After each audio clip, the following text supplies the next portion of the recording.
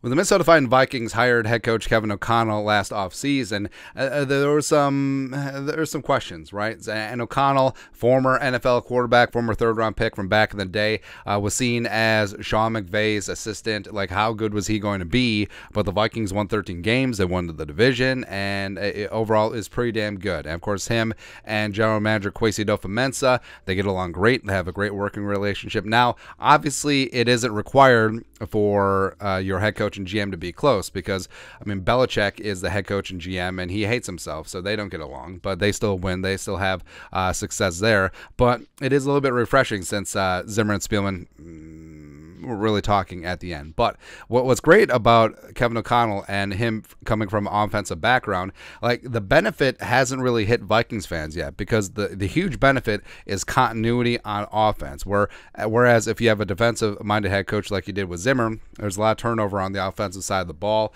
and it is offensive league. Yes, defense does win championships, and defense is kind of important, as we saw last year with Donatel. But you have to score points to be successful in this league. You have to be able to go toe-to-toe in a shootout. And with Kevin O'Connell, this Vikings offense is only going to keep getting better and better, and it's going to have consistency and continuity year after year, which is beautiful, man. And last year, the Vikings offense, even though the offensive line a little bit dubious at times due to injuries, but they're 8th in points, up from 14th in 2021, the final year of Zimmer. Remember, Lil Cubes was the OC. 7th in yards, 12th on third down, a huge improvement versus 2021, 8th in red zone, and 5th in PFF offensive overall grade. So the Vikings offense was really damn good last year. It carried the day, and it covered up a lot of stink that came from that defensive side of the ball. And Zimmer, I did like Zimmer. I mean, Zimmer was the head coach that the Vikings needed after the Leslie Frazier regime, and he did get this team revved up, ready to go. They probably should have won a Super Bowl in 2017, but it is what it is. But you look at the turnover, pun intended, they had at offensive play caller. I mean, going back to 2010, so Childress got fired, Bevel was the OC, he got ousted as well, and then 3 years of Bill 3x5 Musgrave. You know, it's kind of crazy that Bill Musgrave under Leslie Frazier was the continuity in recent decades of the Vikings offense, which is just insane, man.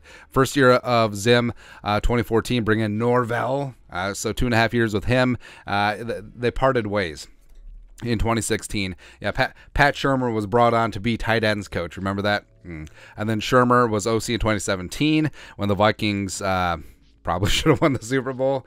And then John DeFilippo, Stefanski, Big Coobs, Little Coobs, all that stuff. And then Kevin O'Connell. And we said this before. This is going to be the first time in his Vikings tenure, and also first time going all the way back to a couple years into his Washington tenure, that Kirk Cousins had the same play caller 2 years in a row, which is insane, where first time he doesn't have to learn a brand new offense during the offseason with the Vikings here since coming aboard as a free agent in 2018. But, I mean, you look back, too, the problem is when you have a defensive-minded head coach is that if your team has success, your offensive coordinator is going to get poached, likely for a head coaching spot, just like with Pat Shurmur after 2017, took the Giants job, as well as Stefanski after 2019, taking the Browns job.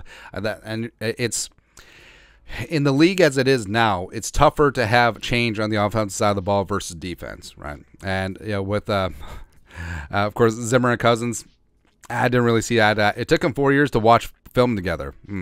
But Kevin O'Connell obviously had a relationship with Kirk going back to Washington, and they were able to hit the ground running since they went way back like chiropractic, and Kirk had the best year of his career. You know, the problem is, yes, there's always the other side of the ball, and O'Connell, I mean, he wanted Fangio-style defense. They didn't go with Desai. They didn't get Fangio. They went with Donatel, and it wasn't great.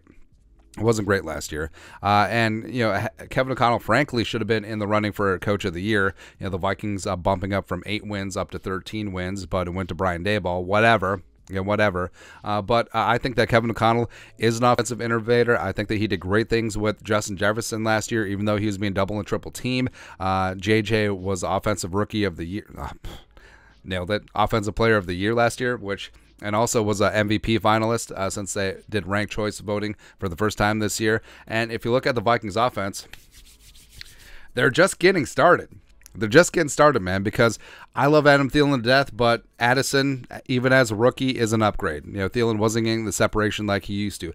Oliver coming in. I think he's underrated as a receiver. He's fantastic as a pass blocker and a run blocker. Who knows what happens with Dalvin, but the running back room is solid. I like that they're going to bring C.J. Ham back into the fold on offense. They're going to be able to run the ball when they want. They're going to be able to throw the ball when they want. And speaking of continuity, they made zero. Goose Egg, D'Angelo Russell, changes along the offensive line in outside free agency and in draft picks. So, you know, you're starting five, knocking on all the wood if they stay healthy. Darisaw, Ezra, Bradbury, Ed Ingram, and Brian O'Neill. Hopefully that's going to result in good protection for Kirk, being able to run the ball when you want to. And this offense could be so damn good.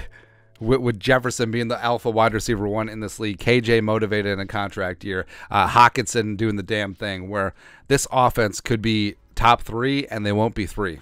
I seriously believe that. So I do think that we're just scratching the surface on the beauty of Kevin O'Connell, a.k.a. the notorious KOC, because, again, having him in place, and yes, I trust him and Kwesi to find the quarterback of the future eventually, but we're going to get the best out of Kirk Cousins this year going forward. You're going to have JJ, you're going to have TJ, you're going to have Addison, and the sky's the limit. I mean, the Vikings, honestly, for the stretch of when Kevin O'Connell is here, the Vikings could have the best offense in the NFL. Bar none. It's crazy to think. And it's beautiful, and we're just starting to get that beauty of having that continuity year after year after year. But your thoughts are our thoughts. We're just starting to see it. It's amazing, man. Let us know your thoughts and our thoughts in the comment section below. Subscribe for daily Vikings takes. Want to support the work? Put a little something in the Venmo and check out the store, purpleftw.net. But until next time, Skol, production value.